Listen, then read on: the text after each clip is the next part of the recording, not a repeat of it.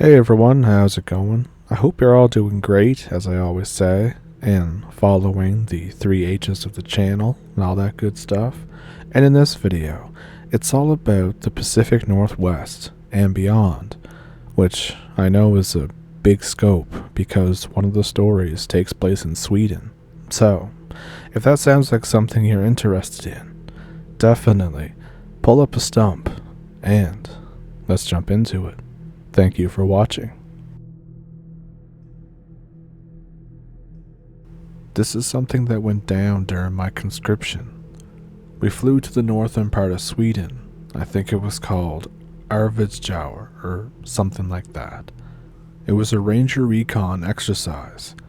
So we split from the platoon and humped for one day with my squad until we're in the middle of basically absolute nowhere in the deep woods. We have a local lieutenant with us because of safety regulations. He seems anxious the whole time, but me and my mates just think it's because he's a bit hyped about the drill. It can happen to everybody. So we make camp.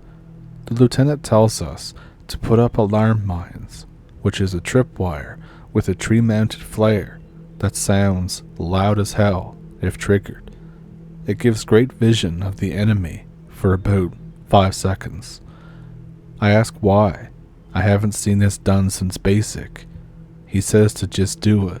So we're like, alright, you're the boss, whatever. We put 4 of them around the camp in a vague kind of square shape. We eat, wash, change our socks, and go to head off to sleep.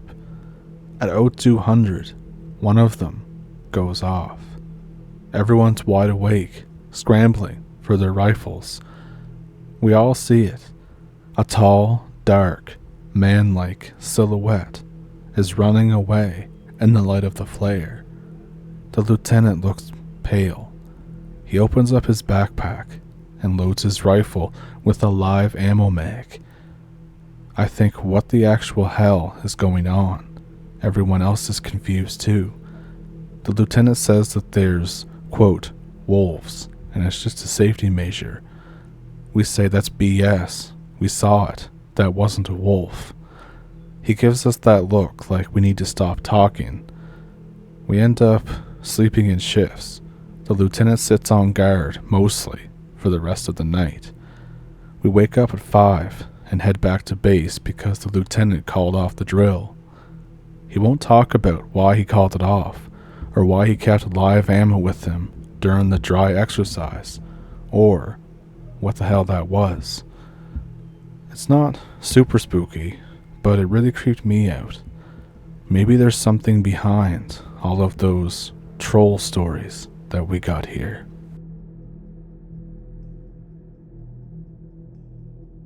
I live in Oregon, and this is something that happened in the summer of 2012. Me and some friends were heading out of town to go on a bit of a camping trip, pretty deep in the woods. We get to a spot that we find suitable, and around 3 to 4 p.m. we head out to the lake nearby. We get to the lake and a couple hours pass and we decide to go back to eat. We go back to our camp to find our tents are messed up. The backpack and cooler with food are misplaced. They're not missing. They're just in a very weird spot that we didn't put them in. Something took the stakes holding one of the tents out of the ground. Nothing is missing. Everything just looks really messed up. I don't think it was another human, because the whole scenario didn't look like another person would do it. Everything was too random, if you can get what I mean. So fast forward to that night. I was sleeping in a tent with Bro 1. I hear leaves crunching outside. Somebody is walking around. I'm too paranoid to sleep now. I silently wake my friend up and we open the tent zipper. There's not too much light, but we both see a large, wide-shouldered creature, which we both assumed at that point had to be a Bigfoot. We watched it for for 30 seconds until it became disinterested with us and walked away. Eventually, I did pass out because I just had to sleep. I wake up and our stuff is misplaced again. We tell our other friends what happened, but they don't believe us, even though they have no explanation for how stuff got moved. They for some reason just thought that it was the two of us messing with them the whole time.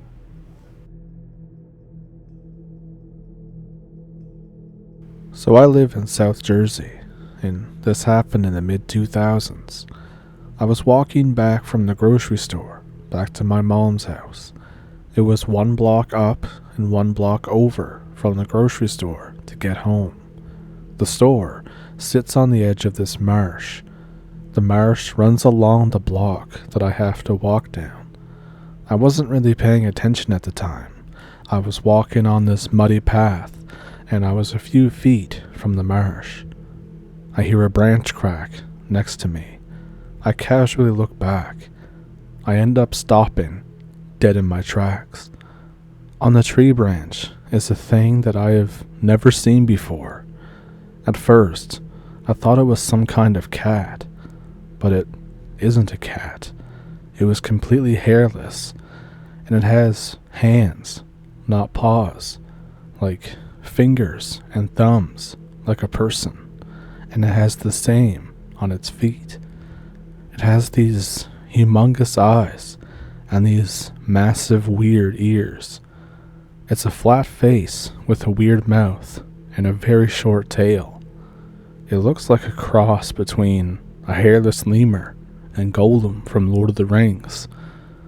I stand there and look at this weird thing for 30 seconds before it scurries up the tree. I run home after that.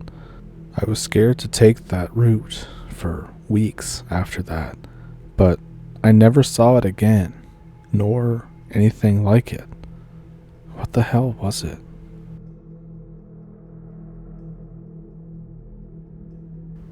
So before I begin, I would like to say that this isn't my story.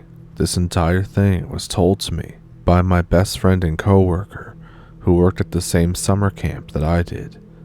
As far as my knowledge goes, everything is completely true. These all take place around Mount St.Helens and Spirit Lake in Washington State. Old native legends talk about a demon that lives in or near the water in Washington State called Siako. Siako was one of 3 demons who terrorized the land of men. One of the other 2 was named Siaku and was killed many years ago. I never learned the name of the 3rd demon from my coworker, who I don't have to make a name up for because his name is super common, Joseph, but I'll call him Joe.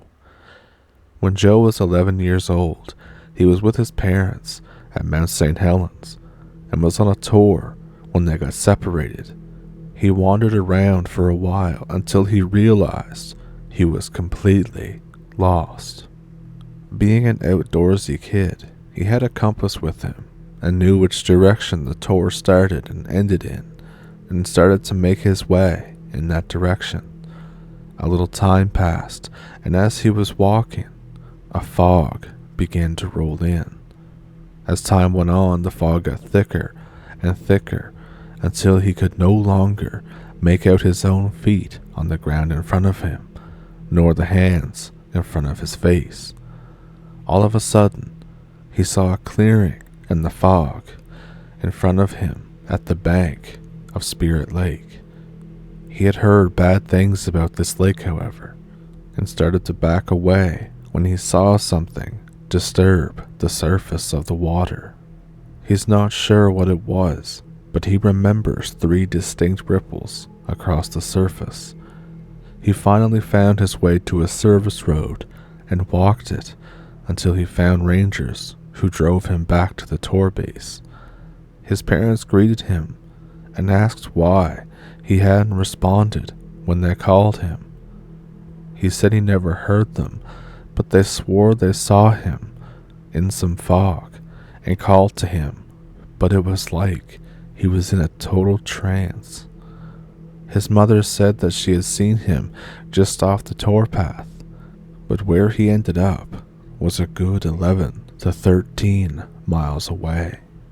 Barely 20 minutes after he was reunited with his parents, the rangers got a call saying that somebody had drowned in the lake.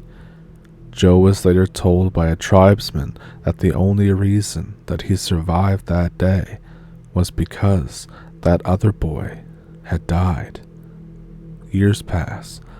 Joe is now 19 and is working with the United States Geological Service, taking pictures of the mountain and taking rock core samples. One summer afternoon, he's camping near the mountain with a larger group of people, and in his group are an older man and his 17-year-old son. Joe and the old man got to talking after Joe set up his camera to take pictures of the sunset every 30 seconds on a timer. Him and the old man are having a conversation about what happened to Joe near the mountain when he was just a kid, 11 years old. Throughout this conversation, he hears a constant thunk noise. It's the 17-year-old brat throwing ninja stars at a tree trunk. Joe had asked him multiple times to stop, and the old man also told him to stop, but for some reason, him being a teenager, wouldn't listen. The sun had just fallen behind the mountain when the fire that had been roaring a few feet high completely went out. A few seconds pass, and a screaming sound starts up. It starts off like it's miles away up the mountain, but with each passing second, it was getting closer and fast. Joe described it as a mix between nails on a chalkboard, a rusted door opening, and a throaty growl of a wolf. The scream got louder and closer rapidly, and Joe noticed that the closer the scream got, the tops of the trees would bend and bend until the scream came right up to the groups at the campsite, and all three trees around them were bent so the tops were perpendicular to the ground. The scream at this point seemed to come from all around them, and Joe realized that his ears heard no noise. The scream was now only in his mind, echoing in his head. Joe ran. He grabbed his camera and ran to his car, got in, and took off. The scream followed him down the road, but he noticed the farther away that he got from the campsite, the quieter the scream got, until he could finally hear it no longer. He had a friend who lived in a nearby town and decided to stay there for the night. When he arrived, his friend was glad to see him and almost let him in, but his mother stopped him. She screamed when she saw him and slammed the door in his face. She had native roots and was very spiritual in that way, a very spiritual woman. After several attempts to get Joe to leave, she finally opened the door a crack and told him that he was surrounded by some kind of negative energy, and told him that the only way he was ever setting foot inside her house is if she smudged him first. Smudging is something done involving a special herb being burned and rubbed on the body from head to foot to cleanse and purify someone. Finally, she let him in and asked him to tell her what had happened to him. Once he was done recounting his tale, she told him that he must go back in the morning and revisit the site. So in the morning he returned to find the other campers rapidly packing up. The old man was just putting the last of his things in his car when Joe pulled up. The old man asked him why in the world Joe had come back. Joe said he had only been scared and that it must have been his imagination. The old man shook his head and called over his son who had been throwing the stars. He told his son to show something to Joe, and he did. The son pulled off his shirt and turned around, and on his back were 3 deep gashes from his shoulders all the way to his lower back. They were an inch wide at least, and perfectly cauterized. No living animal has claws that big, or claws that can cauterize a wound. Joe quickly collected all of his things that he had left at the campsite and left. About a week later, the USGS asked for the pictures of the sunset that he took that night, and when he developed the photos, he found something that scared the living daylights out of him. 3 pictures, all taken within 90 seconds. The first one shows the fire at full blaze with the mountain in the background. The second shows the fire completely out with a large black shape silhouetted against the dark gray of the rest of the photo. The third shows the fire ablaze again, and reflected in the firelight were 2 gigantic eyes and a jaw that was full of teeth. Now, it's going to sound convenient, but I don't have this photo. I wasn't exactly able to make copies of it. But the third photo was placed under an infrared light to check for any falsification. Under that light, 2 sets of 3 claws are visible against the ground. So fast forward 2 years, Joe still works for the USGS, taking pictures around the mountain. Nothing eventful happens since the incident that 2 years prior. It's in the back of Joe's mind by this point. He's asked to take pictures of the mountain again at night during an almost full moon. This is something that he really enjoys doing, so he gladly accepts. He sets up his tent and readies his camera for the pictures.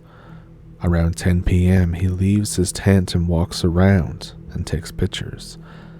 He notices some weird fog over the lake, a thick blanket with an unusual tuft of fog near the middle. He knew that this would make a fantastic picture, so he hikes toward the lake. He was busy trying to line one up when all of a sudden a very powerful wind starts to blow, making it hard for him to stand up straight. He estimated the wind speed to be at least 70 miles per hour. He's trying to get back to his tent, struggling to stay upright, and when he does, the wind dies down. He climbs inside and readies himself for a night's sleep and just tries to forget about the weird occurrence. But at around 11 p.m., he wakes up in a cold sweat. He has goosebumps and every hair is standing on end as he watches 3 little points appear on the wall of his tent, pointing in right at him. Slowly, they push until there was clear impressions of 3 giant claws. Suddenly, they disappear. Joe was clearly frightened, but assumed that it would stop there and that the worst was over. Then he hears the zipper of his tent slowly start to open. He jumped about 6 inches in the air and grabbed the inside zipper. He wrestled this invisible force for about 10 minutes until it finally stopped struggling against him, and he was able to grab his padlock and lock the zipper shut. He assumed that this must be the end of it. He could do nothing but climb back into his sleeping bag, stare at the ceiling, and hope to fall asleep. Around midnight, he woke up again. An unnatural stillness had taken place, and once again, his hair was standing on end. In an instant, the poles of his tent collapsed, and he felt something huge and solid press down on him from above, cutting off his air supply. He blacked out from lack of oxygen and woke up the next day with the tent poles set back up. He went back to his friend's house and was once again smudged by the mother and asked to recount his tale. When he described the location of his tent, the mother clicked her tongue disapprovingly and shook her head. She told him that he had set up his tent near the mouth of the Norway-Sweden mine. The story of the Norway-Sweden mine was told to him by the woman, and he told it to me. Basically, when the mine was first started, it was very, very successful. It was a copper mine, and everything ran smoothly for a long time. Then one day, the miners didn't return home. 3 days passed without a single one of the miners being seen. The owner of the mine went in to see what was going on. He was dumbfounded. All the machinery was running, but not a single miner was to be seen. He finally found them, all in the very deepest parts of the mine. Every one of them was dead. They were stacked in neat piles. Word got out about a mass murderer, but no one was ever caught. Because the mine was so profitable, a new crew of miners was hired, and the mine reopened. Everything went well for 2 weeks, until again, the miners didn't return home. For a second time, the owner went to investigate and found all the machinery running, and the miners dead in piles deep in the mine. This time, they had been beheaded, with the heads unable to be found. But once again, money ruled, and a third group of miners was hired. But this time, barely a week passed before they didn't return home. All the machinery had been left on and running, but now there were deep gashes and scratches all around the mine in sets of 3. The miners were found completely dismembered, every limb pulled apart, and once again, the heads were missing. The mine was shut down for good. Joe never did return to the mountain, but he has visited several reservations and asked about this entity known as Siatko. Some tribes kicked him out for just speaking the name on their land, for saying the name near large bodies of water is said to draw it near. Other groups told him more stories of the entity, of which he has about 57 of. I can't for the life of me remember most of them well enough to recount them, only this one. Siatko has been described as an enormous being with red eyes, a giant mouth full of bigger than arrowhead teeth, 2 long arms ending in a hand with 3 long, sharp, monstrous claws. These stories were told to me by Joe at the camp that we worked at together this summer. The camp is on an island, completely surrounded by water.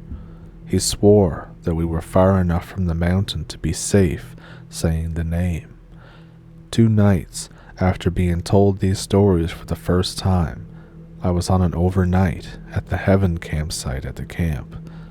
Overnights are a night where the kids get to sleep and eat and cook outside for a night instead of being in the stuffy cabin. The Heaven campsite was not named for any religious affiliation. After the kids went to bed, me and 2 other staff members put the fire out completely and went to sleep. I woke up a few hours later and saw someone silhouetted against the now roaring fire. I assumed it was one of the other staff members and went back to sleep. In the morning, I asked the other 2, and they saw the same thing at some point during the night, but both had assumed, like me, that it was a staff member who had relit the fire. None of the wood that we brought was used, and there were marks in the ashes that hadn't been there the night before. 6 lines in the ashes in sets of 3, a few feet apart. The campsite is at least a mile from the main camp, 3 miles from the next closest settlement, and lies directly overlooking the sea. We told our camp director, and an investigation was made, but there was never another trace of a human being other than the 3 staff members and the 13 campers we had. The campsite was generally off limits for the rest of the summer.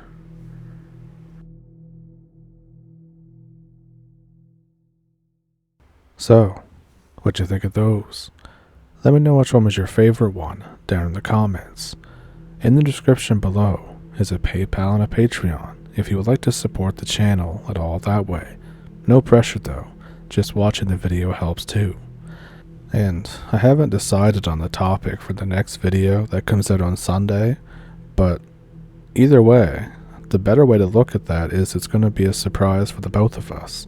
So, if you enjoyed this video, definitely like and share it if you want to. Subscribe, that'd be great. We're at 20,000 now, which is wild to me.